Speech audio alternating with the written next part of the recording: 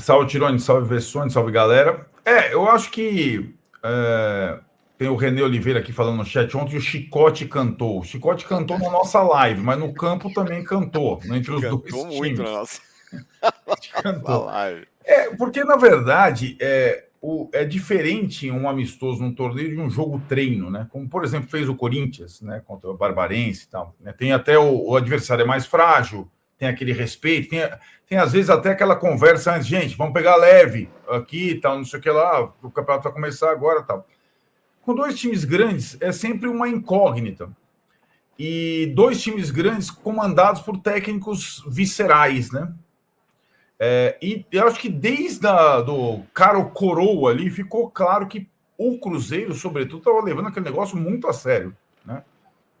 No começo, o time marcando pressão, dividindo todas, pegando. Qualquer escapada do São Paulo era parada com falta. E aí o São Paulo foi entrando nesse ritmo. Né? E o jogo ficou quente. O São Paulo começou perdendo o jogo. Aquele jogo, você vai para um jogo que já começa perdendo, né? Com uma saída de bola bizonha. Lembrando os maus tempos do ano passado, 1-0 para o Cruzeiro com 30 segundos, gol do excelente Matheus Henrique. Não, Matheus Henrique não, né? Nossa, eu sempre confundo. Matheus Pereira. Não, Matheus Henrique não, Vessone, caramba. Matheus Henrique é o volante, caramba. Pereira. Matheus Pereira. Eu acho que esses dois jogadores, eles dão ao Cruzeiro, Matheus Henrique e Matheus Pereira, um ar quase europeu. Eles estão no auge da carreira, da idade, e eles determinaram o ritmo do Cruzeiro no início do jogo, um na saída de jogo, o Matheus Henrique, e o outro na conclusão e na criação, o Matheus Pereira fez um golaço. O Cruzeiro, claro, não ia aguentar todo esse ritmo no primeiro jogo da temporada, e o São Paulo aos poucos foi se assentando,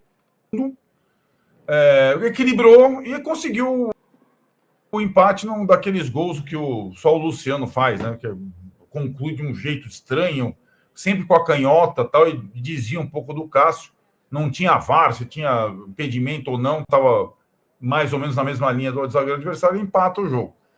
Na última bola do primeiro tempo. Aí no segundo tempo, mudou tudo, como você falou, tirando o Cruzeiro foi para o time reserva e o São Paulo foi para o outro time misto.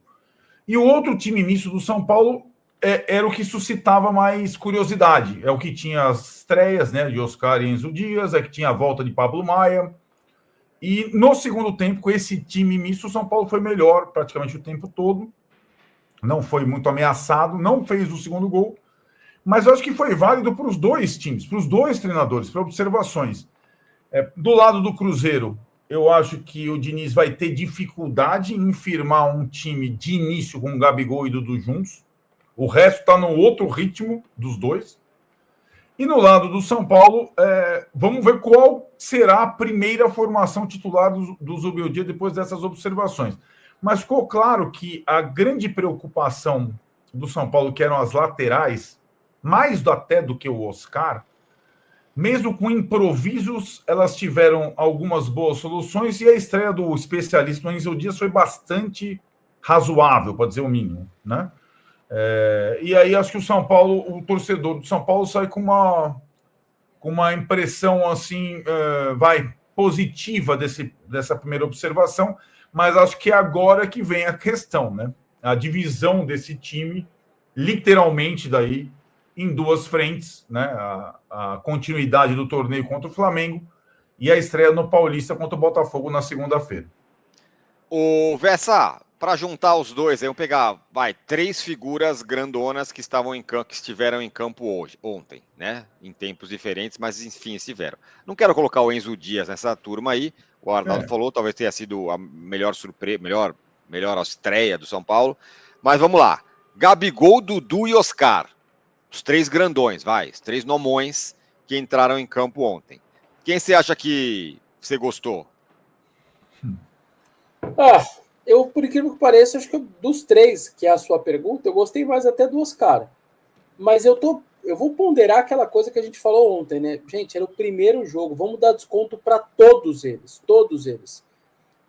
Ninguém merece um veredito, nem muito menos final. Então, isso colocado, o que mais me agradou, por incrível que pareça, de todos os jogadores, foi o Dias.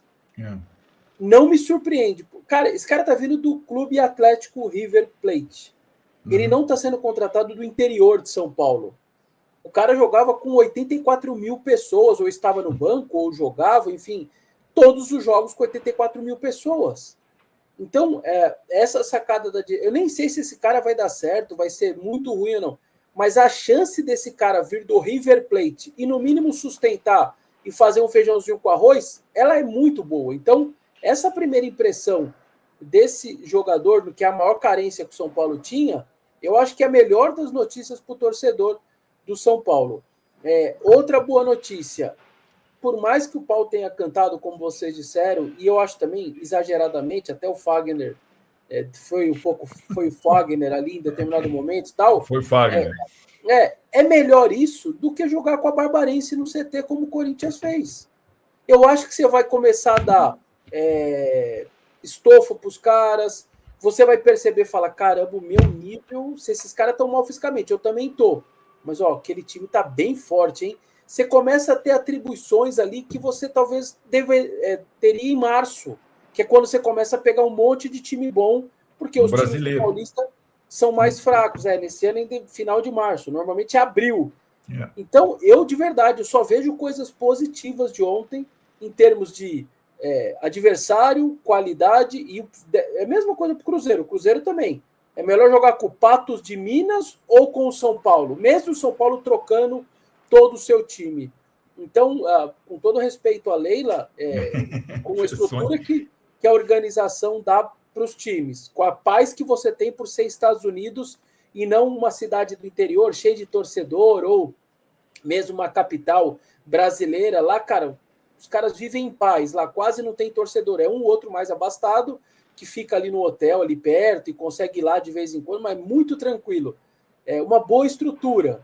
Você não tem ninguém machucado que você precisa de todo um departamento médico, assim. O Flamengo, por exemplo, deixou os daqui, nem viajou. Quem precisava mesmo de uma estrutura melhor, de aparelhagem e tal, ficou no Brasil.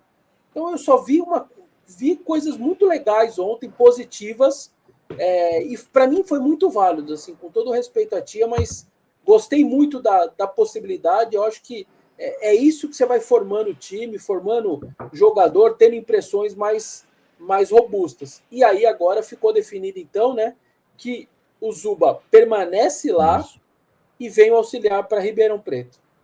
E permanece com os principais, né? Esse que ficou mais claro ainda na coletiva dele depois do jogo, com os principais e com o maior número de jogadores. Tipo assim, Vessone, são 26 jogadores de linha lá, ficariam 16, viriam 10, um time mais o goleiro e o auxiliar, para ser completado esse time com os caras da Copinha. A gente já falou aqui da possibilidade de conflito com a Copinha, se o São Paulo avançar e tudo mais. Mas a ideia, depois da coletiva do Zubeldia, é que o São Paulo tenha os mais fortes ou os mais renomados contra o Flamengo e faça um time reserva mesmo daí contra o Botafogo. A ver, né? Por enquanto é o plano. Essa turma, com o Max Cubeiros auxiliar, volta ao Brasil no dia 17, mais conhecido como amanhã, né? E aí já tem... Então, essa lista final vai ser definida nas próximas horas. Vem a turma no dia 17. Dia 20 tem o jogo contra o Botafogo em Ribeirão, já sabendo se o time da Copinha avançou ou não. Tem uma outra coisa, só para completar essa informação. Da turma da Copinha, foram inscritos no Paulista os principais, entendeu, Vessa? Então, o Rian Francisco, né, o Ferreira. Então, não é assim, eles... Então, já se sabe que quem viria da Copinha seriam os principais, né? Aí você pode discutir, faz sentido tirar os caras se eles estiverem nas quartas, final, semifinal, mas é isso que vai acontecer por circunstâncias. Claro, assim, a antecipação do calendário atrapalhou tudo, né? Não era para ser assim, o campeonato começa antes, tá todo mundo meio... E o São Paulo mais ainda porque está nos Estados Unidos. Mas para mim faz todo sentido. Se vai jogar contra o Flamengo, não adianta você colocar um time mais ou menos contra o Flamengo, jogar com a tropa de choque. Vai jogar com quem? Com o time reserva contra o Flamengo? Aí para mim, você não testa nada. Me parece o que eu acho, eu não sei se vocês concordam. Dos males, o menor, fala. Sim, mas não sei se vocês concordam, com base até na observação do Vessone sobre a utilidade do jogo para os dois times, para os técnicos observarem. contra o Flamengo seria ideal também rodar 2 times a Sim, essa altura. sem E dúvida. não ter só 5 no banco. Talvez Por o exemplo, Flamengo mesmo faça isso, né? o Flamengo deve rodar muito mais que o São Paulo. O São Paulo não vai poder rodar contra o Flamengo tanto, né? Não é tão simples essa Até é ruim engenharia você da fazer o divisão. jogador jogar o tempo todo, né? Exato. Você A pega o primeira Pablo Maia ontem, ele jogou o quê? 20 minutos. 30 minutos. Pareceu um 30 pouquinho minutos. fora, hein? Tá fora. O Parecia Alisson gordinho, fora ainda. assim, Então, essa bem Acho fora. o Alisson mais fora que o Pablo Maia, pra falar a verdade. O Alisson é um gordinho, né? O Pablo Maia é fora de ritmo completo. É isso, então faz sentido deixar Pablo Maia e Alisson lá, mas sem o Bobadilla chegou por. Tudo isso não é simples fazer essa engenharia para esse momento. Tanto que a primeira resposta do Zubeldia na coletiva, ele falou: ufa, ainda bem que não machucou ninguém. Foi a análise dele. A primeira coisa, ainda bem que não machucou ninguém. E depois acho que foi interessante o jogo e tudo mais. E ele falou: o elenco é curto, qualquer um que machucar vai fazer falta. Né? E ele comemorou a não lesão. O Wallace, por exemplo, do Cruzeiro saiu com machucado, né, no jogo. E o Pablo Maia, como a gente falou, jogou 30 minutos. Tá todo mundo na ponta dos dedos lá. O cara vendo uma contusão muito séria. Então, devagarzinho ali, numa boa. Falando em contusão séria, foi uma entrada do Oscar, né? O Oscar tentou fazer um desarme ali numa saída de bola, bateu no Wallace, o Wallace saiu machucado. Mas quem realmente estava inspirado, vamos dizer assim, foi o Fagner, hein, Vessa? Rapaz, o cara na primeira ele já deu um come em quem foi? Foi o Enzo Dias, Foi não no foi? Enzo Dias, só que ele bateu no cara errado, né? E aí, teve gente falando assim, ó, que o jogo começou a ficar mais quente depois que o Fagner entrou, que aí ele começou a distribuir pancada em todo mundo e a coisa pegou. Mas que coisa, né? Um jogo amistoso. Deu até pena da juiz lá, o nome dela é Tori Penso. Nossa. Ouvindo o cara gritar o tempo todo, não o Fagner só, mas todo mundo. Fala aí, Vessa. O Zuba tomou amarelo, né? Tomou amarelo. Isso então é inacreditável. Tomou amarelo. E vou te falar, em conhecendo o argentino, a chance do Enzo Dias guardar o Fagner para os 2 jogos do brasileiro, guardar isso daí bem no. Pegar o livro ali e falar: deixa aqui, isso daqui. Daqui uns meses a gente vai se reencontrar aí, a chance dele guardar isso daí é grande. Cara, o Fagner é isso. Não tem Florida Cup, não tem amistoso. E vai ser isso. O torcedor do Cruzeiro vai ter que se acostumando. O torcedor do Cruzeiro estava acostumado. E a torcida do Cruzeiro agora vai ter que entender que é assim mesmo. Mas o que mais me chamou a atenção, porque eu já conheço Fagner, então para mim isso não me chama atenção.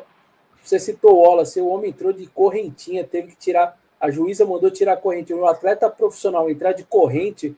Gente, é amistoso, beleza. Mas tem um outro time contra a camisa. É um jogo, né? Não é nem jogo treino, é um amistoso. Vai entrar para a história dos clubes. Os historiadores vão contabilizar. Pô, entrar de corrente é brincadeira, hein? Não é, Arnaldo? Fala aí do Fagner também. O primeiro da correntinha do Wallace. O Wallace até agora uma decepção, né, no Cruzeiro. E eu também achei ele bem acima do peso, bem fora de forma. E ele arrisca a saída na entrada do Oscar, ele arrisca uma saída. A saída limpa com o Matheus Henrique volante com o Wallace era muito mais lenta, né, no segundo tempo.